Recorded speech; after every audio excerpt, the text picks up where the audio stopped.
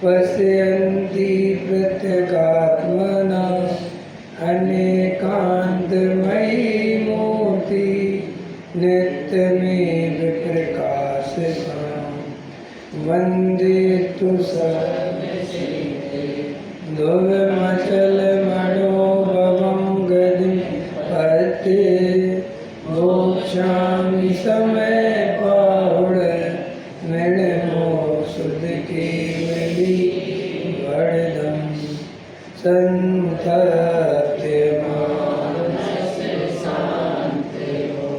जन के गुणों के वे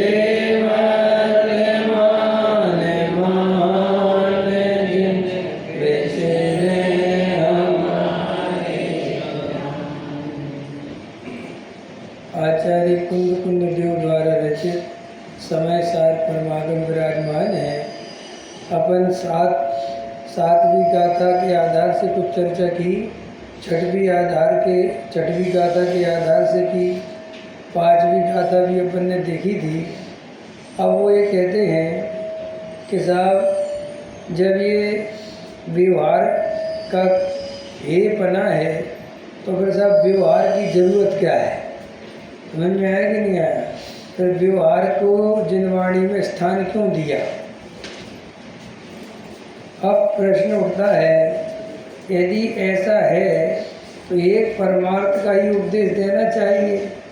व्यवहार किस लिए कहा जाता है, इसके गाथा में उत्तर गाथा कहते हैं, जैण विकोश कमणजो अणज भाषं विना दुगाहेदुं तवाहारेण विना परमत्वोपदेशनं सक्कं भाषा अनार बिना न समझा ना ज्यों सके अनार को व्यवहार बिन परमार्थ का उपदेश हुए असर।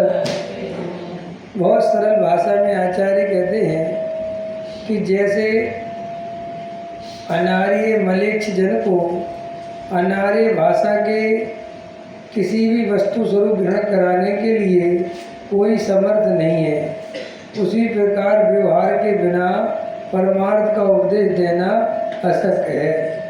जैसे किसी मलेच्छ यदि कोई ब्राह्मण स्वस्ति ऐसा शब्द कहे तो वह मलेच्छ उस शब्द का वाच्यवाचक संबंध न जानने से कुछ भी न समझकर उस ब्राह्मण की ओर मेढे की भांति आंखें फाड़कर टकटकी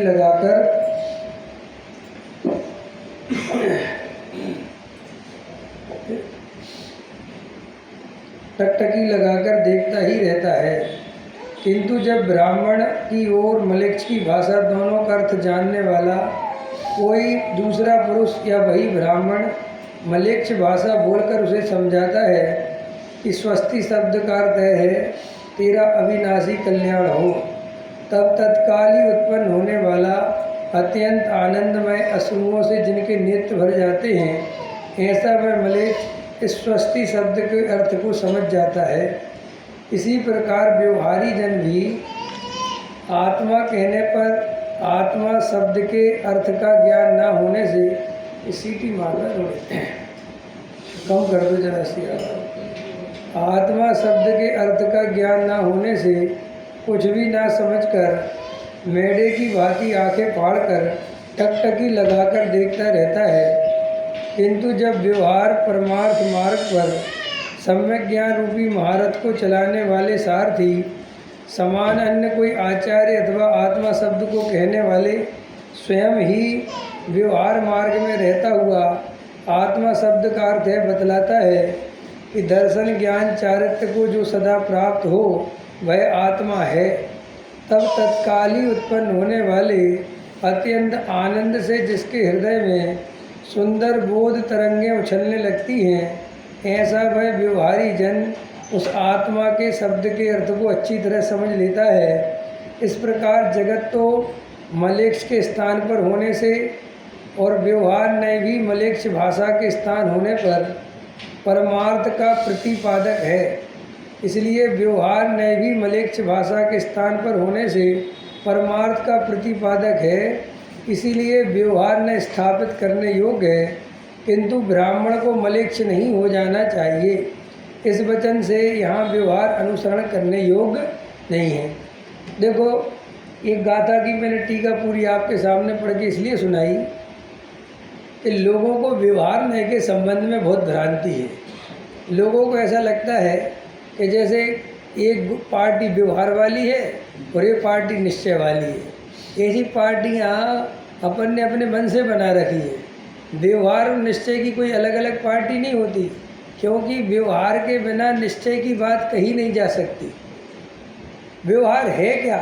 हम जिसे व्यवहार समझते हैं वो तो जड़ की क्रिया है, वो व्यवहार थोड़े ही है, वो तो जड़ की क्रिया है। भाई पूजा पाठ दया दान भक्ति ये तो सब स्वभाव है, ना व्यवहार है ना निश्चय क्या है। लेकिन दुनिया ने पता नहीं ये भेद कहाँ से सीख लिया। वो दया दान पूजा भक्ति करने वाला व्यवहार और आत्मा की बात करने वाला निश्चय, जबकि आत्मा की बात करना व्यवहार है। समझ में आया कि नहीं आया? वो दया दान पूजा भक्ति तो वो व्यवहार किस उपचरित व्यवहार है वो, समझ में आया? वो दया दान पूजा भक्ति को वास्तव में वो साथ में ज्ञानी के राग है ना, और उस राग को धर्म नाम दे दिया, व्यवहार धर्म। इस अपेक्षा वो व्यवहार नय का विषय बन गया। लेकिन वो व्यवहार जिनवाणी में नहीं है। जिनवाणी में जो ये प्रश्न किया कि साहब व्यवहार नय जब कार्यकारी नहीं है, व्यवहार नय के विषय से सम्यक दर्शन नहीं होता, तो हमने जिनवाणी में व्यवहार नय को जगह क्यों दी? ये प्रश्न सारे जगत में जो समय लोग गुरुदेव श्री को नहीं समझते, वे लोग यही बात कहते हैं कि तुम व्यवहार का निषेध करते हो, तो व्यवहार जिनवाणी में क्यों लिखा है, व्यवहार की चर्चा क्यों आई? देखो उसका जवाब हम और आप क्या देंगे? ये तो कुंद कुंद देव ने स्वयं इसका जवाब दिया है। समझ में आया कि वो इसलिए दिया है कि व्यवहार जो है उसके बिना परमार्थ समझाया नहीं जा सकता। भाई भेद करना व्यवहार है, समझ में आया? ये जड़ की क्रिया को आत्मा की क्रिया बताना ये व्यवहार नहीं है भैया, ये तो उपचार है, ये तो बहुत दूर की बात है। और पंच अध्यायीकार ने तो इस व्यवहार को व्यवहार ही नहीं माना। ये दया दान पूजा भक्ति व्रत शील संयम जड़ की क्रिया, वो तो कहते ये तो कोई व्यवहार ही नहीं, कहा था। उनने तो सीधा सद्भूत व्यवहार न को ही व्यवहार माना, असद्भूत व्यवहार न को व्यवहार ही नहीं माना। वो तो कहते बाहर की बात है, ये तो लोक व्यवहार है। जैसे चाचा रास्ते चलते अंकल आंटी चाची ताई बन जाते हैं, तो वे कुछ उनका कोई संबंध है क्या? अरे तो उपचार का उपचार। ऐसे ही ये जो दया दान व्रत पूजा भक्ति वाला राग है, इसको आत्मा का कर्ता धर्ता कहना, ये तो बहुत व्यवहार है, बहुत उपचार है। जड़ की क्रिया पूजा पाठ करने का कर्ता जीव को कहना, ये तो महा उपचार, क्योंकि जड़ की क्रिया जीव कर ही नहीं सकता। भाई जीव अमूर्तिक है, तो वो मूर्तिक क्रिया कैसे कर सकते? जैसे देखो ये अपन ने गुटखा उठाया और ऐसा जम से पकड़ा, तो ये पकड़ किसकी है? ये आत्मा की। तो भाई जड़ ने जड़ को पकड़ा है, तो आत्मा क्या कर रहा है? भाई आत्मा तो अमूर्तिक है, वो मूर्तिक को कैसे पकड़ेगा? ये कितनी सरल। तो फिर आत्मा जान रहा है कि इस पुद्गल ने इस पुद्गल को पकड़ लिए, क्योंकि ये पुद्गल में है स्वभाव। बंधन करना, स्कंद रूप पर्ण में धोना, खिरना, झरना, मिलना, ये पुद्गल का स्वभाव है। आत्मा का तो इस टाइप का कोई नेचर ही नहीं है। क्यों नहीं है? क्योंकि आत्मा अमूर्तिक है, और जो चीज़ अमूर्तिक है वो मूर्तिक रूप कार्य कैसे करे? ये तो बहुत लॉजिक की बात। तो सब पर दिखता क्या है? तुझे देखना नहीं आता, तू अपने को हाथ मानता है कि ये हाथ मेरा है, ये हाथ मैं हूँ, तो ऐसा लगता है कि ये वस्तु मैंने पकड़ी। अगर अपन को प्रॉपर वेद ज्ञान हो, सही तत्व निर्णय हो, तो अपने को बिल्कुल पता चल जाए कि मैं तो जान रहा हूँ परिपरिणमन हो रहा है, मैं जान रहा हूँ, लेकिन जब मैं कर तो रहा हूँ, नहीं कर रहा है परिणमन। समझ में? ये तो उसकी योग्यता है, तो वो वैसा परिणमन हुआ है। अब ये निमित्त नैमित्तिक संबंध ऐसा है कि साहब मैं जब चाहूँ तो कितनी बार करूँ? चलो बताओ, काउंटिंग बताओ कितनी बार करना है? आप काउंटिंग बताओ, ऐसा मुझे कितनी बार करना है? आप कह दो 10 बार करो, मैं 10 बार 1 2 3 4 5 6 7, अब रुक जाओ, रुक गया तो वो ऐसा ही लगता है ना कि भाई ये रुका, इसने जब चाहा तब करा। लेकिन इसकी गहराई में जाओगे तो आचार्य कहते ऐसा बिल्कुल भी नहीं है।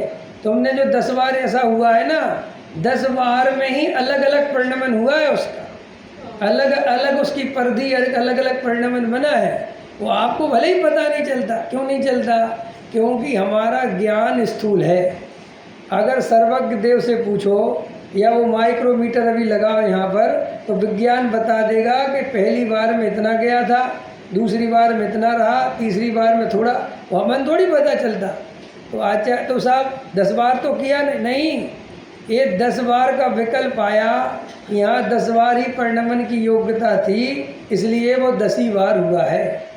अब ये बात स्वीकार नहीं होती। स्वीकार क्यों नहीं होती? क्योंकि हमारी दृष्टि द्रव्य पर नहीं है, हमारी दृष्टि अपने स्वभाव पर नहीं है।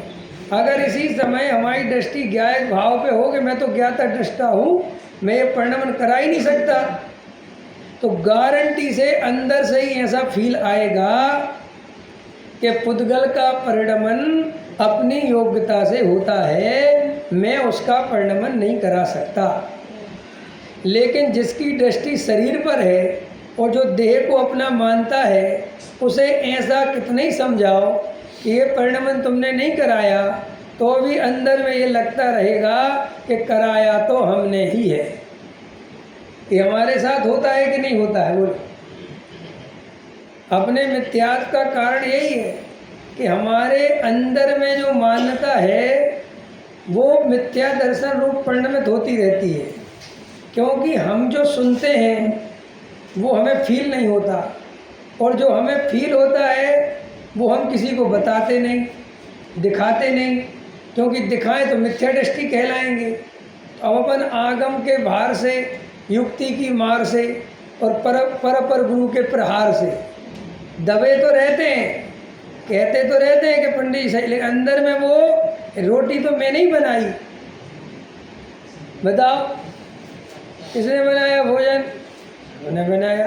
और जब हम आपके भोजन की तारीफ करते हैं तो आपको लगता है ऐसे ही परिणमन होना था, ऐसे ही हुआ? अंदर में लगता है बहुत अच्छा है, हम तो हमेशा ऐसे ही बनाते हैं। तो अंदर में अनुभव तो आता है कि भोजन मैंने बनाया। और शास्त्र में लिखा है कि बाई भोजन बना नहीं सकती। अब शास्त्र के विरोध में हम जा नहीं सकते, क्योंकि शास्त्र के विरोध में अगर हम चले गए तो अपन तो बहुत बड़े पापी हो जाएंगे। आना कौन सा क्या होता है? वो क्या हो जाए? अवर्णवाद। अवर्णवाद हो जाएगा। अगले जन्म में जितना ज्ञान है वो नहीं मिलेगा। तो अपन जिनवाणी के सुर में सुर मिलाते रहते हैं। मिले सुर मेरा तुम्हारा तो बने सुर हमारा, लेकिन अंदर में वो मान्यता नहीं पलटती। और खेल तो मान्यता पलटे तो होगा। अब भले ही हमें जिनवाणी से पढ़ के सुन कर रोज़ अभ्यास कर के हमारी भाषा में भी वैसे ही आ जाए, हमारे बोलने में, हमारे समझने में, सोचने में भी वैसा आ जाए, लेकिन आचार्य कहते हैं सोचने समझने की बात नहीं है, वो तो अंदर में श्रद्धान होना चाहिए। नहीं समझ में? जैसे अपन रोटी बना रहे और वहाँ भजन लगा लिया, जो होना है सो निश्चित है केवल ज्ञानी ने गाय। मैं रोटी कभी ना बना सका, ये अपने आप ही बनती है। अब ऐसा तुम भजन सुन रहे और उसके सुर में सुर मिला रहे तो तुम्हें भावों में लगेगा कि बहुत सही चल रहा, लेकिन उससे श्रद्धान नहीं पलटता। ये तो श्रद्धान एक अलग चीज़ है। ये भाव होना, कभी ऐसा लगना कि सच में ही अपन करता धरता तो है ही नहीं, वास्तव में जो विकल्प अपने तो है ही नहीं, वो तो जो होना है सो वो तो होना ही है। आचार्य कहते हैं ये सब बेहोशी में बोला जा रहा है, ये कोई होश वोश नहीं है। ये तो रोज सुनता है और सुन के ऐसे बोलने की हैबिट हो गई है, लेकिन अंदर में मेरे करने से ही होता है, करे बिना। देखो भैया, परिणमन तो पंडित जी अपने आप होता है, लेकिन ध्यान तो रखना पड़ता है ना। अपन अगर ऐसे ही छोड़ देंगे तो क्या अपने आप घर चल जाएगा, अपने आप व्यापार चलेगा? नहीं, देखो व्यापार तो करना पड़े। तो देखो भाषा अगर ऐसी है तो चले, कोई बात नहीं, भाषा में तो ऐसे ही आए, लेकिन अंदर श्रद्धान में 100% उसी समय दृष्टि रहे कि हम एक उद्गल परमाणु का भी परिणमन नहीं करा सकते, क्योंकि हम ज्ञाता दृष्टा की सीमा से बाहर जा ही नहीं सकते। हमारी दृष्टि ही ज्ञाता दृष्टा की है, हमारी सीमा ही ज्ञाता दृष्टा है। ये जो राग है, ये जो विकल्प है, ये जो करने का भाव, ये तो मेरी सीमा के बाहर है, वो मेरी सीमा में नहीं है। वो करने वाला विकल्प नहीं समझ में? भैया दुकान तो चलानी पड़ेगी, घर गृहस्थी तो चलानी पड़ेगी, ये विकल्प आया ना अंदर में, तो विकल्प आया तो अपन को लगता है कि अपन गए काम से। आचार्य कहते तू सच्चा वेद ज्ञान रख, ये जो करने का विकल्प है ये भी तेरा नहीं है, क्योंकि करने वाले विकल्प में चेतना नहीं है। करने वाला जो विकल्प है वो जड़ है। आया समझ में कि नहीं? ये कि साहब कैसे जड़ है? भाई करने वाला जो विकल्प है वो भाव कर्म है कि आत्मा है, और भाव कर्म से आत्मा भिन्न है कि अभिन्न है? तो फिर भाव कर्म से जब भिन्न है तो वो भाव कर्म का कर्ता आत्मा कैसे हो गया? और उस भाव कर्म का नाम भाव कर्म क्यों है? भाव कर्म, उसके साथ कर्म लगा ना, नौ कर्म द्रव्य कर्म, तो उसकी जोड़ी किसके साथ बैठाई? कर्म के साथ के आत्मा के साथ? तो फिर वो कर्म का पार्ट हिस्सेदारी है उसकी कि आत्मा की हिस्सेदारी? तो आचार्य कहते तुझे जो विकल्प आते हैं और तू अपने विकल्पों से श्रद्धान नापता है, ऐसे ऐसे विकल्प आ रहे हैं ना मेरे को, तो ये ऐसे ही मेरा श्रद्धान होगा। तो ऐसा क्यों लगता है? क्योंकि हमें विकल्पों से भेद ज्ञान नहीं है। हम जो विकल्प हमारे अंदर चलते हैं उनके कर्ता धर्ता और उसे हम अपना स्वरूप समझते हैं। आया समझ में? और विकल्प तो आएंगे, ये विकल्प कब तक आएंगे? पंचम स्थान प्रति श्रावक को भी पूरे विकल्प आते हैं। कैसे विकल्प आते हैं? व्यापार करने के, स्त्री पुत्र आदि के, शादी करने के, बच्चों की शादी करने के, तो उसको ऐसे विकल्प आएंगे कि नहीं भैया बढ़िया लड़का देखना है अपने को, चाहे कुछ हो जाए। कैसे विकल्प करेंगे बताओ? सोचो आप लोग, बताओ मेरे को। अपन लोगों को ये बहुत गलत फहमी है। अपन सोचते सम्यक दृष्टि तो जैसे खाली रहता होगा, निर्विकल्प, वो तो हमेशा उसके अंदर में जो होना है सो निश्चित है, यही भाव दशा बहती होगी। या वो बोलेगा भी तो ऐसे ही बोलता होगा कि कोई किसी का करता धरता। ऐसा होता है कि नहीं होता है? और अपन लोग भी इसी इमेज के कारण अपन यही व्यवहार करते हैं, करते कि नहीं? अपन की नेचर कैसी बन गई? अगर पंडित जी टाइप के आदमी आ जाए तो अपन से आत्मा की बात करने लगते हैं, क्योंकि ये भैया आत्मा वाले पंडित जी हैं। और अगर कहानी कथा वाले पंडित जी आ जाए तो उनसे वर्तमान योग की कहानियाँ पूछने लगते हैं। और अगर करणान योग वाले पंडित जी आ जाएं तो उनसे करणान योग वाले पूछने लगते हैं, क्योंकि हम लोग सामने वाले के हिसाब से प्रश्न पूछते हैं, हमें अपने कल्याण की कोई चिंता नहीं है। और अगर मैं कह दूं थोड़ा सा कि मैं आत्मा के साथ साथ आयुर्वेदिक भी थोड़ा बहुत जानता हूँ, और असली बात और बता दूं थोड़ा ज्योतिष भी जानता हूँ, तो आप एकदम कल से ज्योतिष में पूछना ही जाओ, क्योंकि हमारा लक्ष्य निर्धारित है ही नहीं। हमें तो ऐसा लगता है कि सब जगह ज्ञान बढ़ रहा है, समझ में आया कि नहीं है, और जहाँ से मिल रहा है सब जगह से ले लो।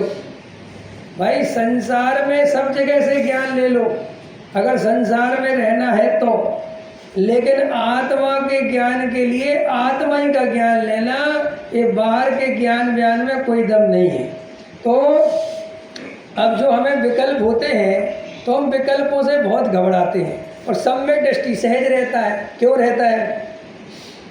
सम्यक दृष्टि विकल्पों के काल में भी इतना सहज कैसे रहता है? कितना सहज? युद्ध करने का परिणाम चल रहा है, शादी, हजारों शादियां हो रही हैं, पत्नी के लिए रो रहे हैं, और भी आप लगा लेना जितनी भी आपको समझ लो।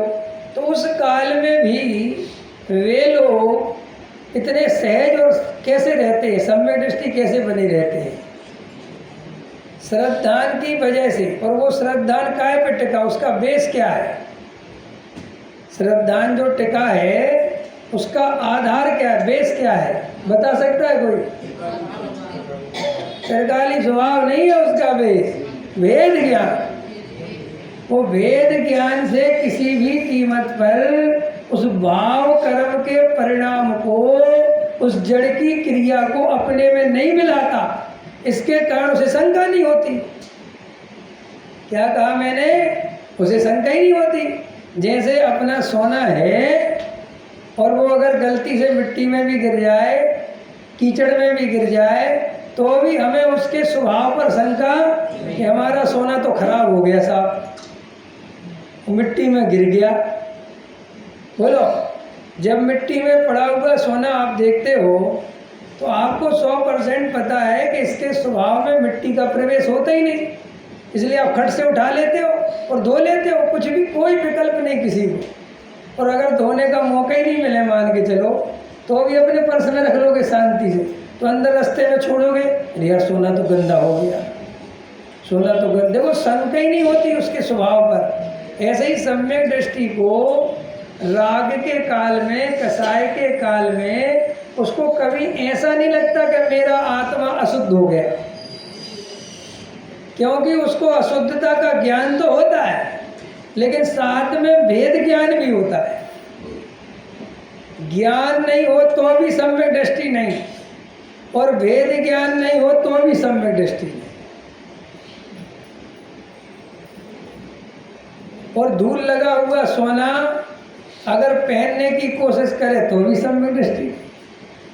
भाई समझदार पुरुष धूल को साफ करेगा, साफ किस आधार पर करेगा? कि उसके स्वभाव के आधार पर करेगा, कि उसे पता है कि उसके स्वभाव में मलिनता प्रवेश नहीं करती। ऐसे ही सम्यक दृष्टि चारित्र्य मोह के उदय से जो परिणति में राग आदि भाव होते हैं, तो उनको भिन्न भी जानता है, उन्हें दुख रूप भी जानता है। और दुख रूप क्यों नहीं जानेगा? क्योंकि उसको पता है कि अगर ये चारित्र्य मोह और हट जाए और मैं अपनी आत्मा में लीन हो जाऊं तो कितना मजा आएगा। आएगा कि नहीं आएगा? है? देखो, महिलाएं होती हैं, सोना अपने घर में अपनी जो भी रखते हैं, समझ ना मेरी बात, लेकिन अंदर में पहनने जिस दिन मिलता है और मजा आता है तो क्या? सोना पहनने भी मिला, कोई बढ़िया शादी में अपने कहीं, अब वो चोरी के डर से नहीं पहने अलग बात, लेकिन पहनना तो चाहते ही है ना, मजबूरी है कि भाई कोई चोर ले जाए। ऐसे ही आचार्य कहते हैं ज्ञानी को अंदर में बहुत चारित्र्य की भावना रहती है, लेकिन वो अंदर में ये भी जानता है कि अभी मेरी पुरुषार्थ में वैसी तीक्ष्णता नहीं है, वैसी मेरी स्थिति नहीं है, इसलिए वो वैसा पुरुषार्थ नहीं होने के कारण शांति भाव से घर गृहस्थी में रहता है, लेकिन अपने स्वभाव पर, अपने त्रिकाली ध्रुव पर कभी शंका नहीं करता कि मैं अशुद्ध हो गया। उसे 100% श्रद्धान है कि मेरा जो त्रिकाल स्वभाव है वो तो सदा काल शुद्ध है, और ये जो पर्याय में राग द्वेष है, जो मलिनता है, ये स्वभाव के आश्रय से मिटेगी, ऐसे नहीं मिटेगी। इसलिए वो उसको बाहर से मिटाने का कोई व्यर्थ का उपाय नहीं करता। वो तो अंदर में जानता है कि जब अपने स्वरूप में रमना होगा तो ये धीरे धीरे मिटेगी, और उसको पक्का निर्णय हो चुका है कि स्वरूप में रमना एकदम से नहीं होगा, ये धीरे धीरे क्रम से अपने आप होगा। ये उसकी सच्ची श्रद्धा है। इसमें क्या बात है? देखो, ये इतनी सरल सी बात है, लोगों को समझ में नहीं आती। तुम्हारा बेटा गर्भ में 2 महीने का होगा, डॉक्टर पे चेक कराया, 2 महीने का बच्चा पेट में हो गया, तो माँ रोने लगती है कि खुश होती है? खुश होती है। कह रहे अभी तो 9 महीने लगेंगे, ये क्या आफत मोल ले ली, क्या आफत मोल ले ली बता। कह रहे अब तुम्हें 8 महीने 9 महीने ऐसे ही चलना पड़ेगा। अरे हाँ तो करेंगे, लेकिन मैं माँ बनने वाली हूँ भाई साहब, इससे बड़ी खुशी की बात क्या हो सकती है? आया समझ में कि नहीं? अब 9 महीने बाद बच्चा हुआ। अब बच्चा होता है तो माताएं बहनें बताओ कैसा होता है आप लोगों का हाल? सबके हुए होंगे ना बच्चे। बच्चों को भले ही याद ना हो कि क्या होता है, लेकिन माँ को तो हमेशा याद रहता है ना भाई। उसकी पूरी जिंदगी जो है आफत आ जाती, मोल हो जाती, सोना मुश्किल पड़ जाए। होता है कि नहीं है भैया? अब ऐसा है, फिर भी खुश बहुत है, तकलीफ बहुत है। अब बच्चा सोने नहीं देता, उसकी गंदगी साफ करो, उसके पूरे सब रिश्तेदार एक तरफ, नींद एक तरफ, खाना पीना एक करवट सो। ये बच्चे इतने छोटे छोटे से होते हैं, मुझे तो बहुत डर लगता है छोटे बच्चों से। मेरे तो 2 बच्चे हुए तो मैंने तो 6 महीने तक लिए ही नहीं, यहीं भेज दिए थे आपके ग्वालियर में। मैंने कहा 6 महीने हो जाए तब आ जाए, क्योंकि वो बच्चों को देख के बहुत डर लगता है, वो कितना छोटा सा होता है। अब वो अगर एक करवट ले तो अपन को लगता है कि वो दब ना जाए, लेकिन माँ देखो एक करवट सोती रहती। आज तक कोई माँ ऐसी नहीं हुई कि उसके करवट से बच्चा दब गया। और जबकि उस माँ को अगर उसके कुंवारेपन में देखो या बच्चा होने के पहले देखो तो भाई साहब आजू बाजू वाले का सोना मुश्किल पड़ जाए। लेकिन ये सावधानी कहाँ से आ गई? अरे भाई साहब, बस ये अंदर में जो ममता आई, जो उसको अपने बेटे का प्रतिभाव, तो ऑटोमेटिक ही सावधानी आती है। अब कोई बाहर से देखे तो कहे कि यार ये तो बहुत बड़ी आफत मोल हो गई, लेकिन उस आनंद के सामने वो जो उसकी वर्तमान दशा है वो उसे महा दुख रूप दिखती, दूसरे को उसे नहीं दिखती। अब सुनो उदाहरण, अब वो बच्चा जन्म हुआ और बिल्कुल एक एक दिन पड़ेगा, वो एक एक दिन कितना लंबा काल है, तो अभी उसकी माँ आनंद पूर्वक उस काल का अपने आप समय निकलता रहता है और जानती है कि एक दिन बड़ा हो जाएगा। ऐसे ही सम्यक दृष्टि का काल आनंद पूर्वक निकलता रहता है, और वर्तमान में जो उसको आकुलता है, जो तकलीफ है, वो उसको झेलते हुए भी उसका दुख है ना, दुख तो है ही भाई दुख नहीं होता क्या है? तुम लोग बताओ, बच्चा रात भर जागता है, सोने नहीं मिलता, तो तुम्हें तकलीफ तो होती होगी कि नहीं? और गुस्सा भी आती है, और पति से लड़ाई भी होती है, सब होता है। फिर भी अगर उस माँ से कहो कि तुम्हें ज़्यादा ही दुख हो रहा है ना, तो लाओ बच्चे को अनाथ आश्रम में दिया था, दोगी? धीरे सब कैसी बात करते हो, इससे ज़्यादा तकलीफ हो। ऐसे ही कोई कहे कि हमने तो सम्यक दर्शन लेके आफत मोल ले ली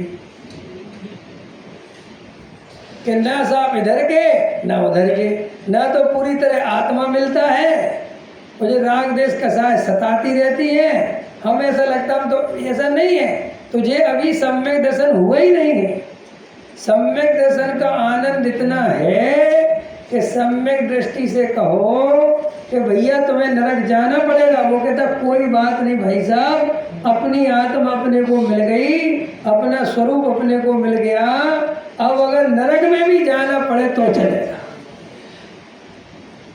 जैसे वो माँ अपने बच्चे को कलेजे से लगा के रखती है, किसी कीमत पे अपने बच्चे को नहीं छोड़ सकती, ऐसे ही सम्यक दृष्टि जीव चाहे जैसी परिस्थिति हो, चाहे जैसा कर्म का उदय हो, चाहे जैसे संकल्प विकल्प हो, चाहे जितनी चित्त में आकुलता हो, तो भी उसे अपने त्रिकाली ध्रुव की दृष्टि सदा काल बनी रहती है और उसका आनंद उसे आता रहता है। तो अपन की प्रॉब्लम क्या पड़ती है कि संकल्प विकल्पों का जाल आता है, तो अपन को लगता था इतना स्वाध्याय करने के बाद विकल्प तो मिटते ही नहीं, तो आप विकल्पों को मिटाना चाहते हो और उनसे झगड़ा करते हो, इस बात की निशानी है कि आपको विकल्पों से भेद ज्ञान नहीं है। और आज आपको मैं अगर आपको थोड़ा सा प्रयोग करना हो तो आज आप अभी से जो विकल्प आए आप बिल्कुल उनको सहज स्वीकार करना, आओगे तो सब आते ही रहते हैं, और बिल्कुल विकल्पों से उलझना मत, कोई विकल्प सब मेरा स्वरूप नहीं है, ये निर्णय रखना, और अपने स्वरूप में जो अपनी गायक है, जो अपना आत्मा है, उसके होने मात्र को महसूस करते रहना। महसूस माने उसमें निर्विकल्प होने की बात नहीं है, उस पर टिके रहना कि मैं तो ये हूँ, मेरा ये स्वरूप नहीं है, माने वो अंदर में वो धारा वो अपने गायक भाव से जुड़ी रहे, चाहे कितना ही विकल्प आवे, आने देना, तो तुम्हें ऐसा लगेगा कि विकल्पों के काल में भी मैं सदा काल विकल्पों से भिन्न हूँ और मैं शुद्ध हूँ। ये उसकी विधि है। मिथ्या दृष्टि जीव क्या करता है, अपने शुद्ध स्वरूप को तो भूल जाता है, वो अपने त्रिकाली गायक को तो भूल जाता है, और उसका वजन उन विकल्पों पे चला जाता है, और वो भजन विकल्पों में जाता है तो हाय राम करता है, ये विकल्प इतने क्यों आ रहे, इतना स्वाध्याय किया पंडित जी, हमारे विकल्प ही नहीं मिटते। ऐसा सबका है कि नहीं? मेरे को इतने मोक्ष मिलते हैं, इतना स्वाध्याय समझते हैं, इतना समयसार सुनते हैं, फिर भी सबकी चिंता अंदर में विकल्पों का जाल पंडित जी बहुत है। लेकिन आपको आचार्य खुद ही कह रहे हैं कि जब विकल्पों का जाल आत्मा में है ही नहीं, ये तो भाव कर्म है, और ये भाव कर्म पूर्व कर्म के उदय के निमित्त से और वर्तमान पर्याय की अपनी योग्यता से पैदा होते, इसमें द्रव्य का कोई लेना देना ही नहीं है। आत्मा तो उनका ज्ञाता दृष्टा है, ये बात हमें स्वीकार नहीं होती है क्या? बोलो रीता जी, बोलो होती है? बुआ जी बता, होती है? नहीं होती। और ये नहीं होगी ना, ये जब तक हमें स्वीकार नहीं होगी तब तक हमें आत्मा की अनुभूति नहीं होगी। अब रास्ता यही है। ये वैसी बात है कि राजा जी के घोड़े को पानी पीना है, अब किसान से कहते मेरे घोड़े को पानी पिला, घोड़ा कहता, किसान कहता जी राजा साहब, अब वो जैसे ही पानी खींचने के लिए रहट चलाता है तो घोड़ा बिचकता है, तो राजा कहता पागल है क्या, ये घोड़ा बिचकता है, आवाज़ मत कर, तो वो आवाज़ बंद होती है तो पानी नहीं आएगा। अब राजा कहते साहब ये तो बड़ी मुसीबत है, तो किसान कहता है ये आवाज़ आएगी और घोड़े को इसी आवाज़ में पानी पीना है तो पानी पी सकता है। ऐसे ही आचार्य भगवान धम से कहते हैं कि अगर तू ये सोचता है कि पहले पर्याय में आत्मा को शुद्ध करो फिर हम उसे शुद्ध मानेंगे, तो भाई साहब न नौमन तेल होगा न राधा नाचे, न भाई साहब ये कभी होगा न हुआ है, न हो सकता है। समझ में आया? अब तुझे इस अशुद्ध पर्यायों के बीच में अगर शुद्ध द्रव्य दिखता हो और श्रद्धा होती हो कि मैं इन पर्याय रूप नहीं होता, तो तुझे सम्यक दर्शन होगा। और अगर तुझे लगता है कि पंडित जी हमारे संकल्प विकल्प मिटा दो, हमारी कसाय मिटा दो, फिर हम अपनी आत्मा को शुद्ध मान लेंगे, फिर हम आत्मा का अनुभव कर लेंगे, तो भाई साहब ऐसा 3 काल में होने वाला नहीं है। और मजेदार बात है, हम 20 साल से यही उपाय कर रहे हैं। नहीं कर रहे हो तो बताओ। अब अपन पे वैसे विकल्प तो मिटते नहीं, तो अपन ने विकल्पों में ये सोचा कि अशुभ की जगह शुभ रहे तो फायदे में। ये हमारी एक बिल्कुल बुनियादी बुद्धि काम करती है, और विकल्प तो हमसे मिटते नहीं।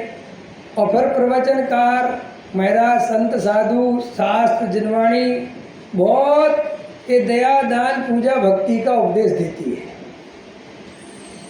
समझ में आया कि नहीं आया? अभी पीछे बताया था, यही बताया था भाई साहब, सत्य का उपदेश बताया था यही कि रात में पानी नहीं पीना, यही बताया था क्या? अब पता नहीं कहाँ बताया वो, बताया था ना कि साहब रात में पानी नहीं पीना, ये नहीं करना, ये नहीं करना। ये सत्य का उपदेश नहीं है भाई साहब, ये तो असत्य का उपदेश है, क्योंकि वस्तु स्वरूप ऐसा है ही नहीं। आत्मा पानी पी नहीं सकता, ये असली सत्य का उपदेश है। जीवों की रक्षा करो, ये सत्य का उपदेश नहीं है, ये तो झूठ है। क्योंकि जीवों की रक्षा जीव कर ही नहीं सकता। निज आयु 6 से मरण हो, यह बात जिनवर ने कही। समझ में आया? हम बचा कैसे सकेंगे, हम मार कैसे सकेंगे, जब आयु दे सकते नहीं, आयु हर सकते नहीं। तो फिर साहब ये तो व्यवहार है, उपचार है, लेकिन अंदर में ये मान्यता है कि मैं जीवों की रक्षा करता हूँ, मेरे निमित्त से कोई जीव ना मर जाए, ये सब मिथ्यात्व है। वो तो अपनी योग्यता से मरेगा, और जब मरेगा तो उसे निमित्त कोई ना कोई तो बनेगा। अब सिद्धांत है और व्यवहार है। बोलो अभिषेक जी, है नहीं कठिन? ये कठिनाई इसलिए है जैन धर्म में कि उसका जो व्यवहार है वो करने कराने वाला है, वो जो निश्चय है जिसके श्रद्धा से सम्यक दर्शन होता है, वो ये है कि कोई किसी का कर धर नहीं सकता। है नहीं खतरनाक बात? और जो व्यवहार है उसके 1000 शास्त्र है, और जो निश्चय है उसका 1 शास्त्र है। अगर 1000 पंडितों के प्रवचन सुनो तुम और 1000 साधुओं के सुनो, तो उसमें से 1000 साधु में से 1 साधु निश्चय का प्रवचन सुनाने वाला मिल जाए तो बहुत गनीमत समझना। 1000 पंडितों में तुम्हें 1 पंडित पूरा त्रिकाली ध्रुव की बात सुनाने मिल जाए तो बहुत बड़ी बात समझना। क्यों? क्योंकि निश्चय में ज़्यादा कहने के लिए कुछ है ही नहीं, और व्यवहार का खाता बहुत बड़ा है, और व्यवहारी जनों को व्यवहार समझ में आता है। ये गाथा कह रही है कि उसे आत्मा कहो तो उसे कुछ समझ में नहीं आता, लेकिन उसे भेद प्रभेद करके बताओ, बोर्ड पे समझाओ, कॉपी पेन मंगवाओ और कटोरी चांदी की बंटवाओ, तो फिर देखो तुम, नहीं है? ऐसा होता है कि नहीं? देखो आजकल लोग प्रवचन सुनने कम आते हैं, और रंगारंग कार्यक्रम रख दो, समझ में आया? बढ़िया खाने पीने की व्यवस्था रख दो और एकदम पुरस्कार रख दो, तो भाई साहब कौन कौन सी गुफाओं में से निकल के आते हैं ये पता ही नहीं चलता। क्योंकि वो व्यवहार को, व्यवहारी जनों को व्यवहार ही रुचता है। ये तो जिनकी होनहार भली हो उनको ये अध्यात्म रुचता है, और आजकल तो अध्यात्म वाले भी व्यवहार की तरफ जा रहे हैं, क्योंकि वे अध्यात्म से ऊब गए। हम तो कभू न जे घर आए। पंडित जी कोई और भजन सुनाओ थोड़ा तड़क वाला। जब कोई नहीं दे सकता, कोई किसी का शान नहीं। बाबा तो यहाँ गायब है, लेकिन हमने बाबा गायब करके टोन वही पकड़ी। क्योंकि आदमी कितने ही समझदार हो जाए, कितने ही शब्दों का फेर कर ले, कितने ही वो बदल ले, लेकिन राग की पूर्ति उसी से करता है। आपको क्या लगता है, आपको इस भजन में किस चीज़ से मजा आता है? उसकी वो जो संगीत है, उसकी जो टोन है, मजा तो आप उसका ले रहे हो। लेकिन आप मोक्षु हो, अब कोई वो क्या, वो मेरे सर पे रख दे बाबा अपने ये दोनों हाथ, देना हो तो दीजिए जन्म जन्म का साथ। असली तो वो है उसका, तुमने तो डुप्लीकेट बनाया है। अब लेकिन तुमने देखा कि ये लोगों को बड़ा अच्छा लगता है। अब मोक्षु बेचारा गा तो सकता नहीं, न मत गीत में चेडस्टी हो जाए।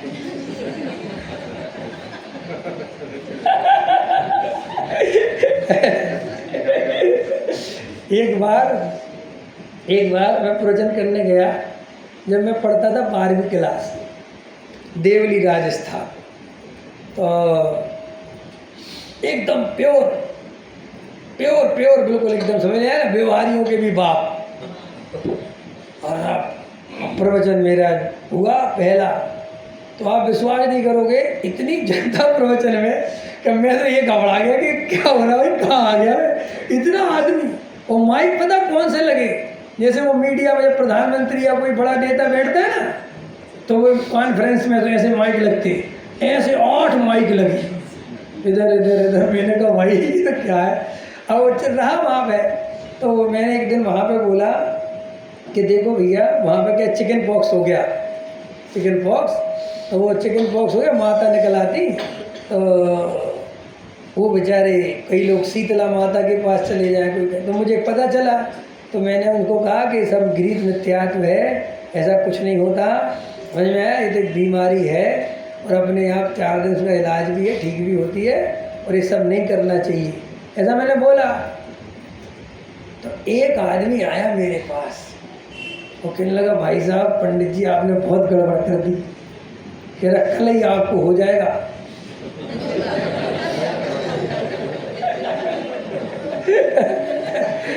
समझ में आया। तो मैंने उससे कहा अगले दिन कि अगर देखो मुझे हो जाए, ठीक है, रिस्क लेते हैं, देखो मैं तो कह रहा हूँ कोई शीतला माता नहीं है, अगर मुझे हो जाए तो तुम पूछते रहना, और अगर मुझे नहीं हुआ और 10 दिन सुरक्षित निकल गए, 10 लक्षण घटाया था, तो एक भी यहाँ पर फिर बचना नहीं चाहिए। तो सब लोग एकदम एग्री, ठीक है, हमें तो 10 दिन कुछ हुआ नहीं, समझ में आ गया। हमने भी दाव खेला, अब अगर हो जाता तो क्या, लेकिन हमने इसलिए खेला कि हमें हो चुका था, और जिसको हो चुका होता उसे कभी होगा।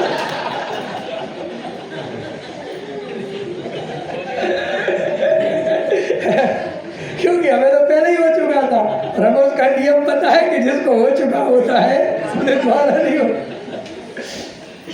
तो वो लोगों ने जो फिर वहाँ पे क्या हुआ, एक भजन प्रतियोगिता हुई।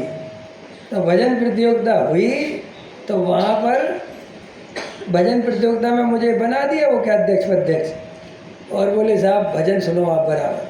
तो एक बढ़िया लड़की उसने भजन गाया, ओ मेरे सर पे रख दे बाबा, और लोगों ने बड़ी ताली बजाई और बड़े अच्छे से गाया। अब सब ने सोचा इसी का नंबर लगेगा, सब अपने मन में यही फर्स्ट आएगी, यही फर्स्ट आएगी। और एक लड़की दूसरी आई और उसने भजन गाया, आया कहाँ से कहाँ है जाना, ढूंढ ले ठिकाना चेतन ढूंढ ले ठिकाना। तो उसकी आवाज़ भी उतनी अच्छी नहीं थी, और तो मैंने नंबर लगाया उसका, आया कहाँ से कहाँ है जाना। तो वहाँ पे फिर विरोध हो गया, समझे, बोलिए क्या बात हुई, उसने इतना अच्छा गाया। मैंने कहा भाई साहब इसमें लिखा है कि भजन के भाव के आधार से भी नंबर देना है।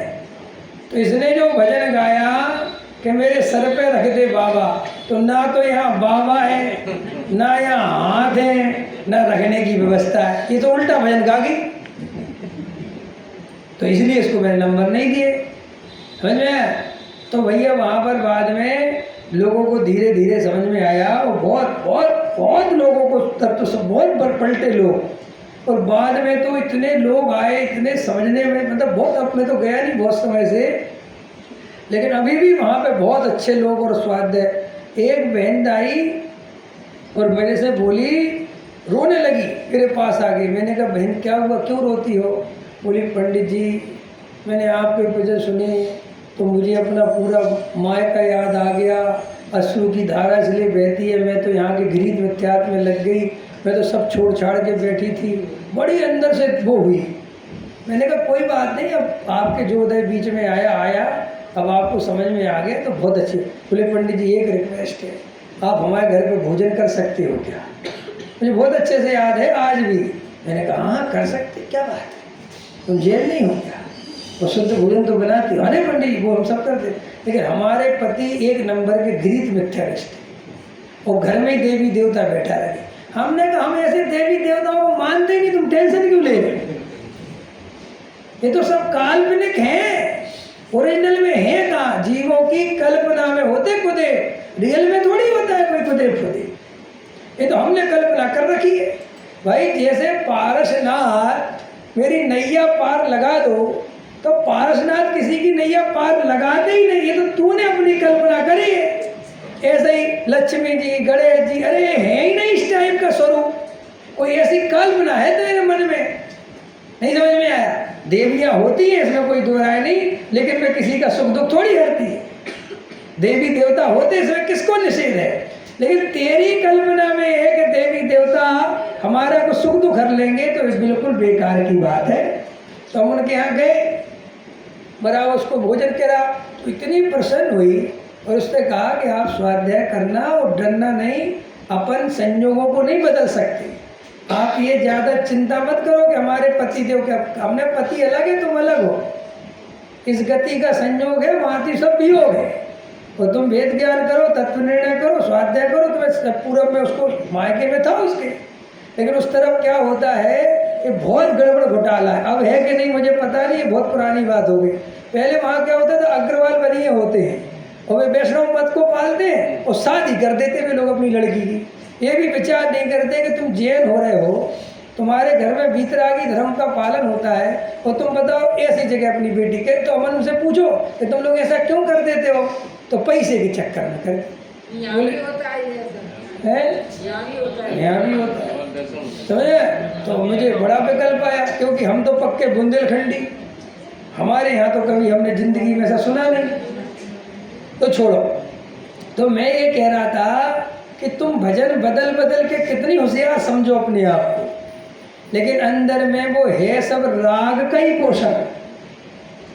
तुम चाहे उस भजन पे नाचो और चाहे इस पे नाचो, तुम्हारा रस है नाचने में।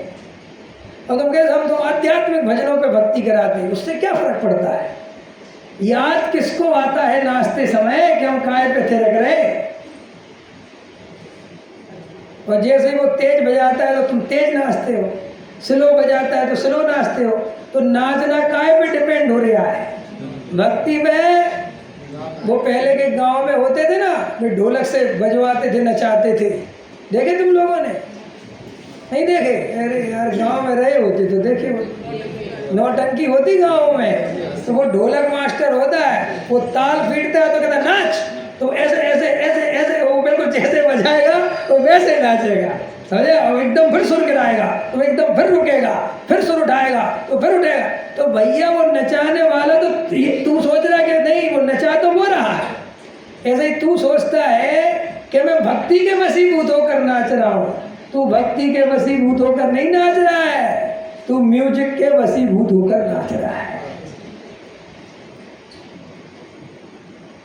लेकिन बस आंखों पर जब पंथ संप्रदाय की पट्टी बन जाती है, तब उसमें दोष दिखना बंद हो जाते हैं। फिर सब लोग कहते ऐसे तो साहब अपन निषेध करते ही रहेंगे तो फिर बचेगा क्या? भाई साहब प्रश्न ये है ही नहीं। हम यहाँ बचने बचाने के लिए थोड़े ही बैठे हैं, हमने तो सारे जगत से मुँह मोड़ा। बोलो मनीष जी, अपना स्वाध्याय भवन बनाया, अपने तत्व चर्चा के लिए बनाया, अपने सम्य दर्शन के लिए बनाया, कि समाज के राख के लिए बनाया?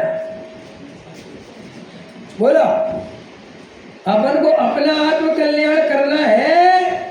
तुमने जो अपने घर में स्वाध्याय भवन बनाया, वो दूसरों को दिखाने के लिए बनाया कि खुद के आनंद के लिए, खुद को स्वाध्याय करने के लिए बनाया? बोलो,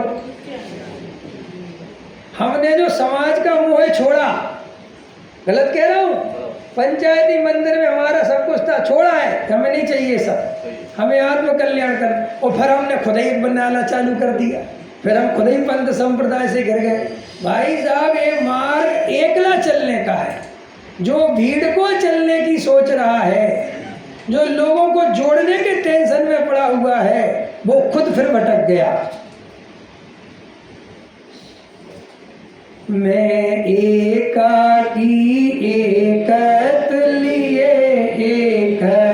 लिए सब ही आते, अन धन को साथी समझा था, पर ये भी छोड़ चले जाते। मेरे न हुए मैं इनसे, अति मैंने अखंड निराला हूँ। मैं तो ये हूँ भाई साहब।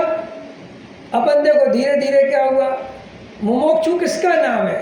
जिसने सारे जगत से दृष्टि हटाकर एक त्रिकाली ध्रुव पर दृष्टि लगाकर जगत से मोह को छोड़कर स्वभाव साधन में जुड़कर अपने आत्म कल्याण के मार्ग में जो आगे बढ़ा है, उसे मुमुक्षु कहते हैं। जो समाज की चिंता से घिरा है, जिसके सिर पर समाज का भार चढ़ा हुआ है, जो पद प्रतिष्ठा के लिए दौड़ रहा है, वो भले ही नामधारी मुमुक्षु हो सकता है, भले ही वो किसी सभा तुम्हारी कमेटी का अध्यक्ष हो सकता है, लेकिन वो सच्चा मुमुक्षु नहीं हो सकता। आया समझ में कि नहीं? सिद्धार्थ, सच्चा मुमुक्षु बनना, नकली मुमुक्षु तो अपन अनंतवार बने। जगत को रिझाने के लिए अपन ने अनंत बार दांव पेच बदले, लेकिन आत्मा के कल्याण के लिए भाई साहब अकेला चलना पड़ता है।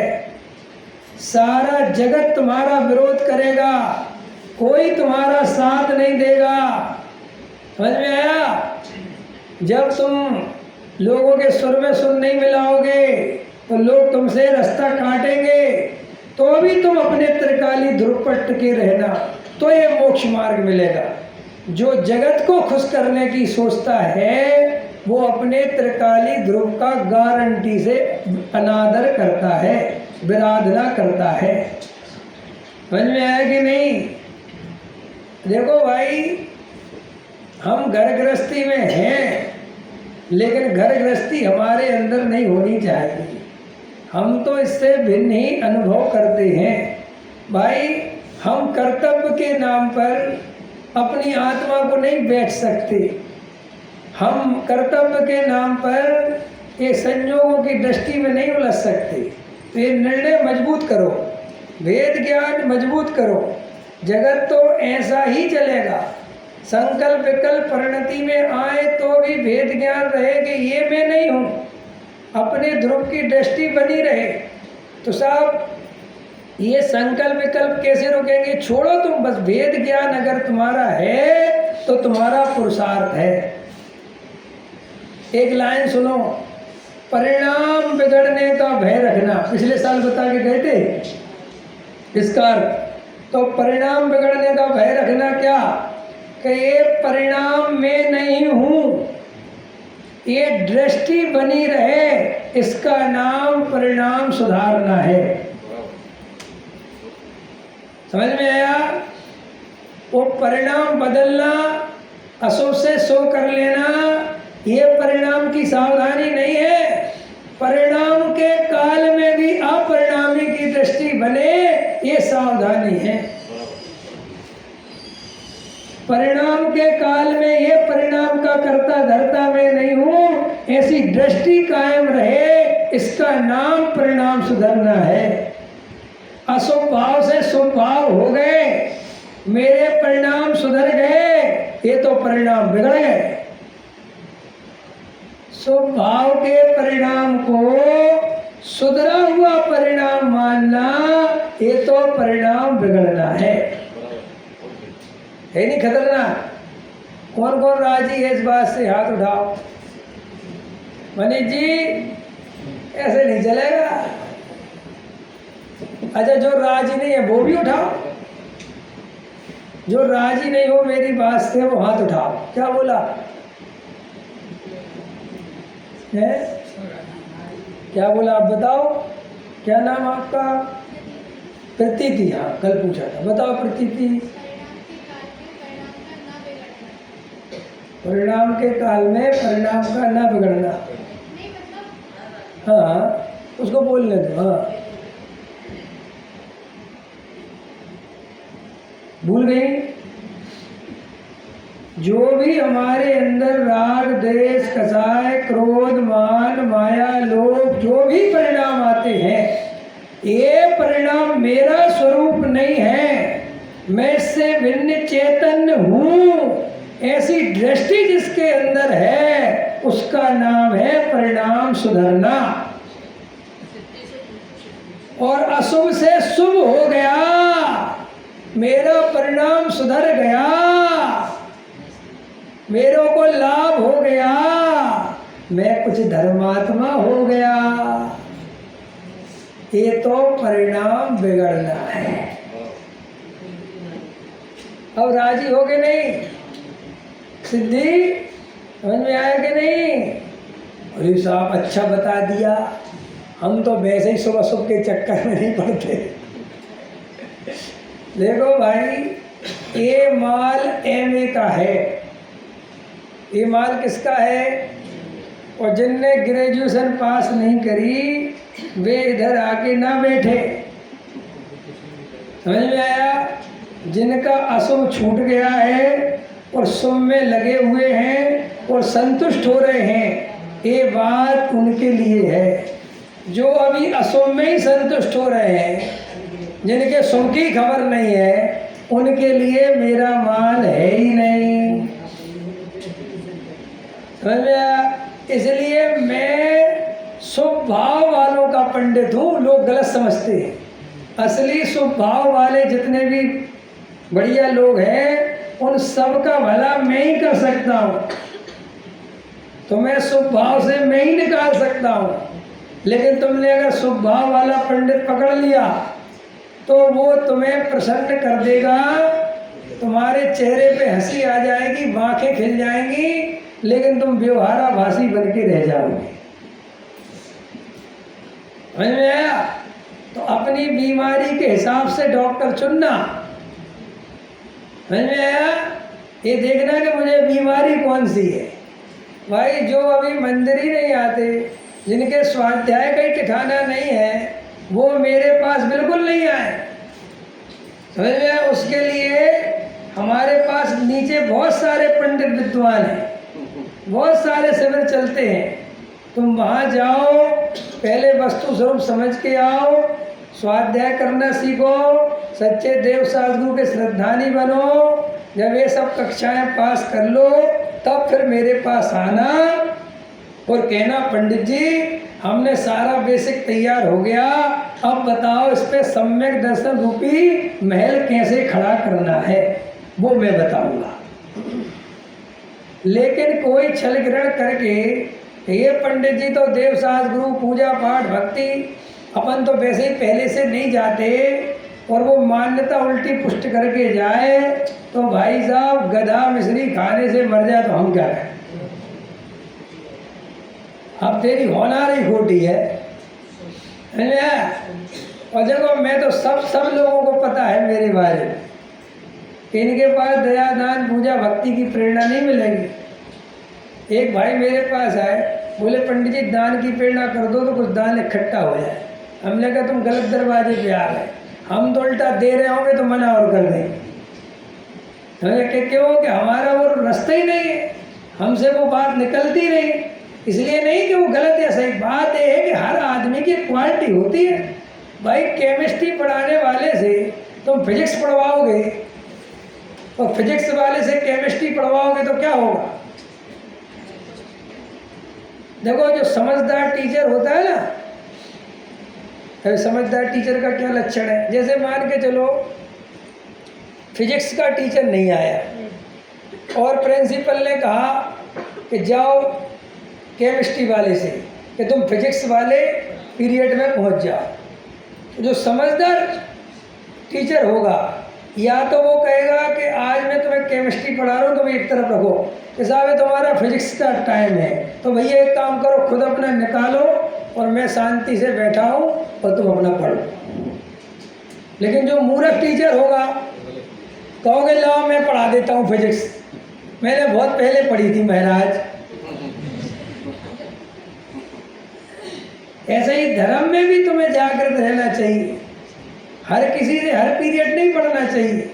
अब मान चलो मेरे से कोई करना नहीं संबंधी शंका पूछे तो भाई साहब गड़बड़ घोटाला हो जाएगा। पर्वत होगा 1 लाख के वजन का, मैं बता बैठूंगा 99,000 वजन का, तो फिर वो किससे पढ़ना? तो भाई वो जो जानता हो उस संबंध में विशेषज्ञ को, उससे बात करो। यहाँ तो सम्यक दर्शन की विशेषज्ञ की बात है, आत्मानुभव की बात है, वेद ज्ञान की बात है, तत्व निर्णय की बात है। उसमें कोई शंका हो तो मुझसे पूछो। आया समझ में कि नहीं? हमें सब चीजों का पंडित ना बन के, समझ में आया, अपने अपने विषय का करके आत्म कल्याण की ओर बढ़ना चाहिए। सबके जवाब नहीं देना, जो अपन की विषय वस्तु है उस पर ध्यान रखना। तो अपन को जो संकल्प विकल्प होते हैं उन संकल्प विकल्पों में उलझना नहीं, उनसे भेद ज्ञान रखना है कि ये मेरा स्वरूप नहीं है। सम्यक दृष्टि के भूमिका के अनुसार शुभ राग अशुभ राग सब कुछ होता है, सब क्रियाएं होती है, तो अभी वो मिथ्या दृष्टि क्यों नहीं है? क्योंकि उसको भेद ज्ञान कायम रहता है कि ये मेरा स्वरूप नहीं है। सहजानंद।